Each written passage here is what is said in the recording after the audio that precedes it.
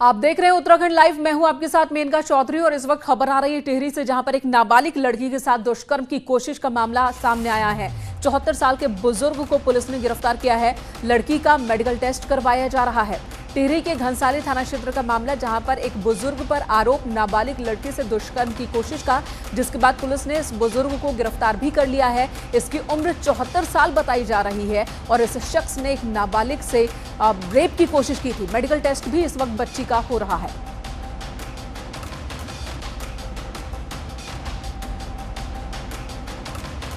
तो बहुत ही संगीन अपराध, नाबालिग लड़की से दुष्कर्म की कोशिश, एक बुजुर्ग पर आरोप। 74 साल की उम्र में एक बुजुर्ग पर यह आरोप और उस शख्स को पुलिस ने, आरोपी को गिरफ्तार कर लिया है। लड़की का मेडिकल हो रहा है। टिहरी के घनसाली थाना क्षेत्र का यह मामला है, जिसके बाद पुलिस तुरंत ही एक्शन में आई। जैसे ही आरोप लगा और शिकायत दर्ज कराई गई, तुरंत पुलिस एक्शन में आती है, बुजुर्ग को गिरफ्तार करती है। लड़की को मेडिकल टेस्ट के लिए भेजा जाता है।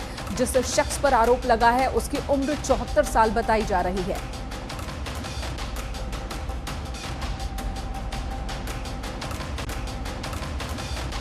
सौरभ इस वक्त हमारे सहयोगी जुड़ चुके हैं, फोन लाइन पर मौजूद हैं। सौरभ, क्या जानकारी आपके पास?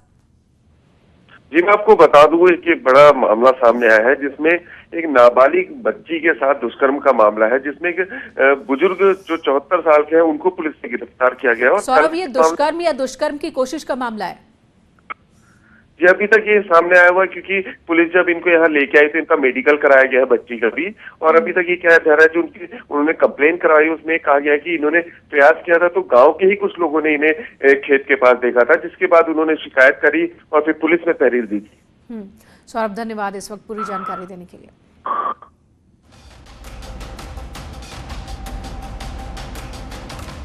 खबर देहरादून से, जहां उड़ीसा में हुए अपहरण कांड का एक आरोपी गिरफ्तार किया गया। दून कोतवाली क्षेत्र का रहने वाला है यह आरोपी राजीव। उड़ीसा से नामी बिल्डर को इसने किडनैप किया था। उड़ीसा पुलिस ने भी सूचना दी थी, जानकारी दी थी। व्यापार में नुकसान की वजह से इसने किडनैपिंग की थी। आरोपी के 2 साथी पहले ही उड़ीसा से गिरफ्तार हो चुके हैं और अब इसकी गिरफ्तारी उत्तराखंड में हुई है।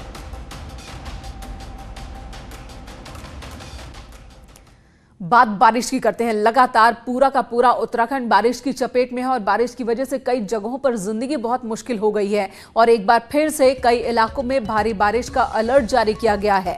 कई जिलों में बारिश के कारण लोगों की परेशानी बढ़ गई है। तस्वीरें इस वक्त आप देख रहे हैं उत्तरकाशी से। ये तस्वीर, जहां बड़कोट के रवाड़ा के पास यमुना नदी का जलस्तर बढ़ गया। वैकल्पिक मार्ग पर नदी का पानी बहने लगा, जिसके बाद आने जाने वाले लोग अब जान जोखिम में डालकर नदी पार कर रहे हैं। इस दौरान कई वाहन बीच नदी में फंस भी जा रहे हैं, जिन्हें जेसीबी की मदद से निकालना पड़ रहा है। तो हर साल इनकी जिंदगी का जो 3-4 महीना होता है इसी तरह से निकलता है, खासकर मानसून और उसके बाद की स्थिति जो बनती है उस दौरान की ये तस्वीर आप देख रहे हैं। यहाँ पे PMGSY का जो है पुल निर्माण का कार्य चल रहा है, लेकिन उसको भी जो काफ़ी समय हो गया, लेकिन अब तक जो पुल भी निर्मित नहीं हुआ है। और अब जो स्थिति है वो ये है कि यदि पानी ये और ज़्यादा बढ़ जाता है तो यहाँ के जो लोग हैं उनका आना जाने में जो परेशानी हो जाएगी। और इधर श्रीनगर NIT को शिफ्ट किए जाने के मसले पर उत्तराखंड हाईकोर्ट कल अपना फैसला सुनाने वाली है। केंद्र, राज्य और ग्रामीणों की दलील पूरी हो चुकी है। सभी पक्षों ने अपनी बात रख दी है और अब अदालत ने सभी पक्षों की दलीलों को सुनने के बाद फैसला सुरक्षित रखा है। पूर्व छात्र जसवीर सिंह ने याचिका दाखिल की थी। NIT का स्थायी कैंपस बनाने और सुविधाएं देने की मांग की गई थी याचिका में, जिस पर नैनीताल हाईकोर्ट ने सुनवाई की, सभी का पक्ष सुना और अब फैसला सुरक्षित रखा गया है। कल इस मसले पर फैसला आना है।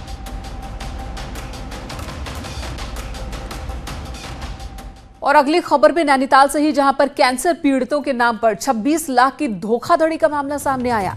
नैनीताल की सद्भावना सेवा समिति NGO की संचालिका ने अब इस पूरे मामले की शिकायत नैनीताल पुलिस से की है। NGO संचालिका भारती भट्ट ने आरोप लगाया कि शहर के ही PC जोशी ने उनको कैंसर पीड़ितों की मदद के लिए काम करने को कहा, जिसके बाद उन्होंने अपने संस्था का काम बंद कर कैंसर पीड़ितों की मदद के लिए काम करना शुरू कर दिया। इस प्रोजेक्ट में टीचर, स्टाफ और नए मकान भी किराए पर लिए गए। और लाखों का खर्च हुआ, लेकिन अब प्रकाश चंद्र जोशी पैसे देने से इनकार कर रहे हैं। आरती भट्ट ने कहा कि अब वो अपना घर और जेवर बेचकर इन लोगों के पैसे चुकाने वाली हैं और पीसी जोशी गायब हैं। मांग मेरी सर यही है कि मेरा जितना पैसा खर्च हुआ है मेरा वापस मिले, प्लस मेरे टीचरों को मेरी सैलरी मिले और मैं मकान मालिक का रूम रेंट वगैरह दूं। इस चक्कर में इन्होंने मुझे इतने कर्ज में डाल दिया है कि मेरे आज जेवर भी मेरा बैंक में है और मैं अपना घर बेच रही हूँ। ये एक तहरीर है, उसमें 26 लाख का उन्होंने फोर्जरी का दावा किया है, पर ऐसा कोई उसमें प्रूफ उनके पास रिटर्न में है नहीं। तथ्यों की जानकारी की जा रही है, जैसे ही प्रकाश में आएंगे उस पर कार्रवाई की जाएगी। इधर वैश्विक महामारी के कारण जो लोग बद्रीनाथ धाम तक नहीं पहुंच पा रहे थे, उन्हें अब यहां स्थानीय समूहों की ओर से पंच बद्री प्रसाद ऑनलाइन मिल सकेगा, जिसके लिए जिला प्रशासन की ओर से ऑनलाइन बाजार का काम करने वाली कंपनी अमेजन से करार किया गया है। जिला प्रशासन की ओर से पिछले यात्रा काल में शुरू की गई पंच बद्री प्रसादम योजना के तहत बीते साल स्थानीय समूहों को काफी फायदा हुआ था, लेकिन इस साल कोरोना संक्रमण की वजह से योजना पर असर पड़ा है। लेकिन अब जिला प्रशासन ने इन लोगों को ऑनलाइन जोड़ने का फैसला लिया है। ऑनलाइन एक तरफ से इनका काम चल सकेगा प्रसाद बनाने वालों का, तो दूसरी तरफ जो श्रद्धालु प्रसाद चाहते हैं वो घर बैठे प्रसाद पा सकते हैं। क्योंकि हम लोगों का पिछली बार से ही पंच बद्री प्रसादम की शुरुआत की गई थी और उसका काफ़ी अच्छा रिस्पांस रहा फर्स्ट ईयर में ही, तो इसलिए क्योंकि इस बार बहुत ज़्यादा यात्री यहाँ पे आ नहीं पा रहे हैं, तो इसको देखते हुए अमेज़ॉन, क्योंकि हमारा काफ़ी पॉपुलर साइट है, तो इसलिए वहाँ पे हम लोग इसको फ़ोटोशूट के लिए भेजा गया है और जल्दी ही हमारा पंच बद्री प्रसाद ये अमेज़ॉन के माध्यम से भी लोगों को मिल सकेगा। चलिए, तो एक बहुत अच्छी पहल कह सकते हैं। और इधर धार्मिक स्थलों में 5 डेसिबल से ज्यादा शोर होने पर हाईकोर्ट के 2 जजों की राय अलग अलग है। हाईकोर्ट में दाखिल एक याचिका पर चीफ जस्टिस रमेश रंगनाथम ने यह माना कि नियम के हिसाब से 60 डेसिबल तक का आवाज का प्रसारण लाउड स्पीकर पर हो सकता है, जबकि इसी मामले में जस्टिस लोकपाल सिंह ने पूर्व में दिए गए आदेश पर अपनी सहमति दी है। दरअसल उत्तराखंड हाईकोर्ट ने 19 जून 2018 को आदेश पारित किया था कि राज्य में लाउड स्पीकर की आवाज 5 डेसिबल से ज्यादा नहीं होनी चाहिए। इस आदेश के खिलाफ उत्तराखंड वक्फ बोर्ड के सदस्य मुन्नवर अली ने संशोधन याचिका दाखिल की थी। संशोधन याचिका में कहा गया था कि जो ध्वनि प्रदूषण के रूल्स के हिसाब से हैं, उनमें साफ तौर पर दिन और रात के लिए अलग अलग मानक हैं, लेकिन हाईकोर्ट ने इनको 5 डेसिबल कर दिया है दिन और रात दोनों के लिए, जो कि गलत है।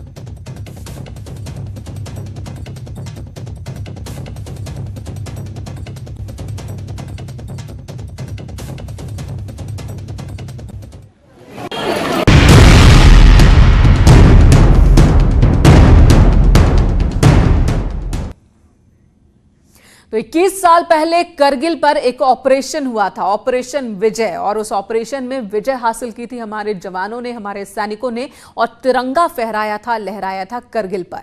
करगिल विजय दिवस पर सीएम त्रिवेंद्र सिंह रावत ने देहरादून में शहीद स्मारक पर शहीदों को श्रद्धांजलि दी, शहीद सैनिकों के साहस को याद किया, और सीएम ने कहा कि उत्तराखंड के सैनिकों की वीरता और बलिदान की एक लंबी परंपरा है।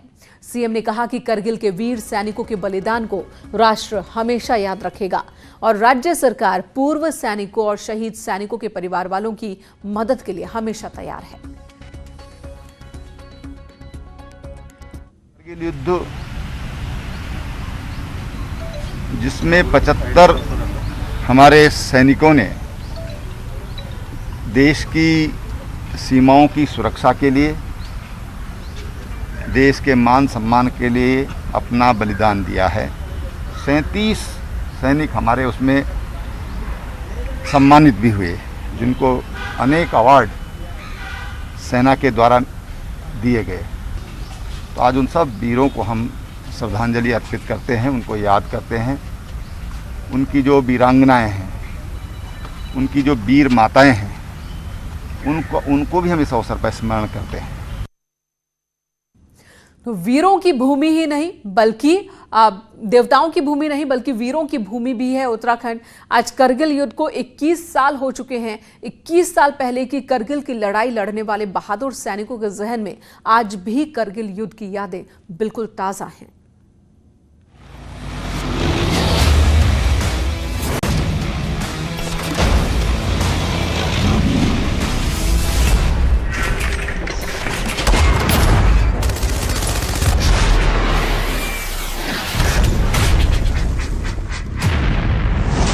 देश में जब भी सेना या सेना से जुड़ी बात आती है तो उत्तराखंड का नाम सबसे पहले लिया जाता है, क्योंकि सैन्य इतिहास, वीरता और पराक्रम के असंख्य किस्से उत्तराखंड समेटे हुए हैं। 21 साल पहले की कारगिल की लड़ाई की बात करें तो इस लड़ाई में अकेले उत्तराखंड के 75 जाबाज जवान शहीद हो गए थे, जिसमें गढ़वाल राइफल्स के 41 जवान और कुमाऊं रेजिमेंट के 16 जाबाज जवान उत्तराखंड के थे। 21 साल पहले की करगिल की लड़ाई लड़ने वाले बहादुर सैनिकों के जहन में आज भी करगिल युद्ध की यादें बिल्कुल ताजा है। टेम्परेचर सर समथिंग वहाँ पर -15 था सर, -15 के करीबन उस टाइम पर। और आज तो काफ़ी समय हो गया, 22 साल हो गया, लेकिन मेरे को अभी भी सर ऐसा है कि जैसे कल की तरह मेरे को याद है अभी बिल्कुल हर एक चीज़ की, कहाँ पर जो है क्या क्या चीज़ थी। ऐसा नहीं है कि ये जवान उम्र के साथ बूढ़े हो गए हैं, लेकिन इनका दिल, दिमाग और जोश इतना है कि आज भी वो उस करगिल की लड़ाई के बारे में ऐसे बताते हैं मानो वो कल ही इस युद्ध से लौटे हों, और करगिल की लड़ाई में शहीद हो गए साथियों को याद भी करते हैं। आज वो देश हमारा चीन से बहुत आगे है और हमारे सैनिक उनके 10 सैनिक के बराबर एक सैनिक हमारे अगर उसमें लड़े तो, क्योंकि हमें मालूम है हमारे में जोश बहुत ज्यादा है। आदमी मर जाता है लेकिन लड़ता है, हमने तो देखा अपनी आंखों से, बहुत ज्यादा जोश है। उनके पास ऐसा जोश नहीं है उनके पास। बस हमारे भाई बहन जो हमारे साथ हैं 24 घंटे रह रहे हैं, सिर्फ दिमाग में वही याद आता है कि नहीं यार इतने चले गए, हमें आगे बढ़ना है। और हमारे अधिकारी भी जा रहे हैं, जेसीयूज भी जा रहे हैं, कोई बच नहीं रहा है, और जो बच रहा है तो अंधाधुनी चल रहा है। उसमें बचनी बहुत बड़ी बात है। और युद्ध लड़ा, बहुत अच्छा युद्ध लड़ा। करगिल युद्ध के 21 साल बाद आज भी इस लड़ाई के जख्म हरे हैं, क्योंकि हमने कई बहादुर जवानों को खोया। लेकिन इतना जरूर है कि भारतीय सेना ने अपने अदम्य साहस और पराक्रम से पाकिस्तान की सेना को चारों खाने चित्त कर दिया था। न्यूज़ 18 के लिए देहरादून से किशोर रावत की रिपोर्ट।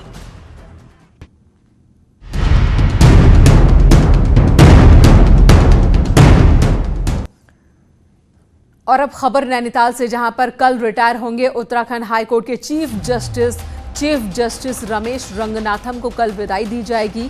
कोरोना की वजह से कुछ ही वकील यहां मौजूद होंगे और कुछ ही जजों की मौजूदगी होगी। चीफ जस्टिस ने अपने कार्यकाल में कई महत्वपूर्ण फैसले लिए हैं। 4 धाम एक्ट, पूर्व मुख्यमंत्रियों का बकाया मामला, पंचायत चुनावों में प्रधानों को 2 बच्चों से अधिक के चुनाव लड़ने की छूट समेत कई अहम मामलों पर उन्होंने फैसला सुनाया और कल उनकी विदाई होनी है। इधर उधम सिंह नगर जिले का पंतनगर एयरपोर्ट अब अंतर्राष्ट्रीय स्तर पर बनेगा। ग्रीनफील्ड एयरपोर्ट के लिए चयनित 1100 एकड़ उपयुक्त जमीन पाई गई है। एयरपोर्ट को लेकर सीएम रावत ने यह भी कहा है कि इससे किसानों को फायदा होगा, किसानों के लिए नए रास्ते खुलेंगे। सीएम ने कहा कि टूरिज्म के साथ ही युवाओं को रोजगार मिलेगा। जो पंतनगर का एयरपोर्ट है, जहां इससे हमारे जो वहां पर उद्योग है उनको फ़ायदा होगा, लेकिन मैं सोचता हूं कि जो सबसे बड़ा फ़ायदा होगा वो हमारे किसानों को होगा। वहीं हजारों लोगों को इंटरनेशनल एयरपोर्ट में रोज़गार के भी अवसर मिलेंगे। पर्यटन को भी बढ़ावा मिलेगा, उद्योग को भी बढ़ावा मिलेगा, किसानों को भी बढ़ावा मिलेगा और तमाम नौजवानों को रोजगार भी मिलेगा। और इधर देहरादून जेल के अंदर कई कैदियों के कोरोना पॉजिटिव आने के बाद प्रशासन की चिंता बढ़ गई है। डीएम देहरादून आशीष श्रीवास्तव ने कहा कि जेल के अंदर ही क्वारंटीन सेंटर की व्यवस्था की गई है। डीएम ने यह भी कहा कि अब किसी भी नए कैदी या फिर पेशी के बाद जेल में लाए जा रहे कैदी को जेल के अंदर ही क्वारंटीन किया जाएगा ताकि संक्रमण न फैले। साथ ही डीएम ने कहा कि देहरादून में 450 के आसपास एक्टिव केसेस हैं और क्वारंटीन सेंटर और आइसोलेशन बेड की पूरी व्यवस्था है। जेल में ऑलरेडी एक अंडर क्वारंटीन बना हुआ है और उस क्वारंटीन में जो भी बाहर से लोग आते हैं वो उनको उसमें रखा जाता है। चूँकि ये मरीज़ ऐसे थे जिनको यहाँ हॉस्पिटल दिखाया गया था, तो अभी ये व्यवस्था की जा रही है। वहाँ उनको ये निर्देशित किया गया है कि अब अगर कोई भी जो वहाँ पर विचाराधीन या दोष सिद्ध कैदी हैं वो अगर बाहर हॉस्पिटल में भी आते हैं तो उसके बाद भी अगर वो वापस जाते हैं तो उनको सीधे बैरक में नहीं ले जाया जाएगा, बल्कि उसी क्वारंटीन के अंदर ही रखा जाएगा। उसके बाद वहाँ से उनकी टेस्टिंग वगैरह होने के बाद ही उन्हें बैरक में शिफ्ट किया जाएगा। इधर चंपावत में शनिवार और रविवार को बाजार खुलने की इजाजत देने के बावजूद बाजार में सन्नाटा नजर आया। डेली नीड्स शॉप के अलावा 50% से ज्यादा व्यापारी दुकान नहीं खोल रहे हैं। दुकानें खुल भी रही हैं तो लोग नहीं दिख रहे। दोपहर बाद बंद कर दे रहे हैं दुकानदार, खासकर दुकानों को। व्यापारियों का कहना है कि नेपाल बॉर्डर सील होने की वजह से उनके कारोबार पर भी असर पड़ा है। 80% से ज्यादा उनका कारोबार नेपाल पर ही निर्भर है और ऐसे में नेपाल बॉर्डर खुलने का इंतजार कर रहे हैं। वो क्या दिक्कतें हैं बॉर्डर सील होने से? दिक्कतें बहुत सारी दिक्कतें हैं। अभी जब से नेपाल बंद है बिजनेस बिल्कुल ही ठप है इस समय, और 50% शॉपें खुल रही हैं यहाँ पे, 50% बंद है। और मोस्टली यहाँ का जितना भी व्यापारी है सब नेपाल पे डिपेंड करता है। अगर नेपाल नहीं खुलेगा तो मेरे को नहीं लगता है कि बनबसा का व्यापार पूर्ण रूप से सुचारू रूप से पहले की तरह संपन्न हो पाएगा। चलिए खबर नैनीताल से। औली में 200 करोड़ रुपए में जो शादी हुई थी वो तस्वीरें आपको आज भी जहन में जिंदा होंगी। इसी मसले पर गुप्ता परिवार की शादी के मामले पर हाईकोर्ट फैसला सुनाने वाला है। जस्टिस सुधांशु धुलिया की बेंच अपना फैसला देगी। अधिवक्ता रक्षित जोशी की याचिका पर हाईकोर्ट की ओर से ये फैसला आना है। औली के बुग्याल में शादी हुई थी। औली के बुग्याल होने न होने पर कोर्ट फैसला सुनाने वाली है। अदालत की ओर से फैसला आने वाला है। सरकार ने गुप्ता परिवार को शादी की अनुमति दी थी। बुग्याल में शादी का मामला जिसके बाद हाईकोर्ट पहुंचा था।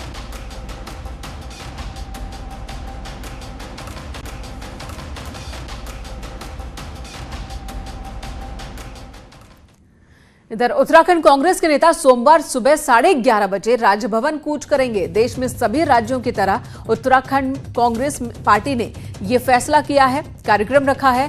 कांग्रेस प्रदेश अध्यक्ष प्रीतम सिंह ने कहा कि बीजेपी पूरे देश में राज्यों में सरकारों को अस्थिर करने की कोशिश कर रही है, जो कि अलोकतांत्रिक है।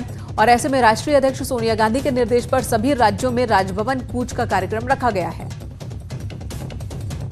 जिस तरीके से सत्ता में बैठे हुए लोग लोकतंत्र की हत्या करने पर आमादा हैं, जिस प्रदेश में भी भारतीय जनता पार्टी को जनादेश नहीं मिला वहाँ पर वो जनादेश को खरीदने का काम कर रही है। इसीलिए कांग्रेस ने निर्णय लिया है कि कल हम पूरे देश के अंदर राज्यपाल आवास जो है कूच करने का काम करेंगे। तो कल का माहौल काफी गर्म रहने वाला है राजनीति के लिहाज से। इधर उत्तराखंड में मौसम विज्ञान केंद्र ने प्रदेश के 6 जिलों के लिए भारी बारिश का अलर्ट एक बार फिर जारी किया है। इस अलर्ट में देहरादून, पौड़ी, हरिद्वार, चंपावत, नैनीताल और उधम सिंह नगर जिलों के लिए बारिश का अलर्ट है। वहीं प्रदेश भर में बारिश की वजह से सड़कों पर लैंडस्लाइड और मलबा आने की घटनाएं भी लगातार हो रही हैं। 50 से ज्यादा सड़कें इस वक्त बंद हैं, जिन्हें लगातार खोलने की कोशिश भी चल रही है। जैसे कोई सूचना यहाँ पर आती है तो तुरंत जनपदों को अलर्ट कर दिया जाता है यहाँ से कि फला जगह पर यह मार्ग अवरुद्ध हो गया है, तो उसे तुरंत खोले जाने के निर्देश, या जनपदों में जो हमारी प्रभारी है, जो है नोडल अधिकारी जो हैं, उनको यहाँ से निर्देश होते रहते हैं। बाकी यहाँ वायरलेस सेट भी है, वायरलेस सेट के थ्रू ही उसमें निर्देश जारी होता है, कम्युनिकेशन स्थापित करते हैं। और यहाँ एक ब्रेक के लिए रुकेंगे। ब्रेक के बाद भी खबरों का सिलसिला जारी है।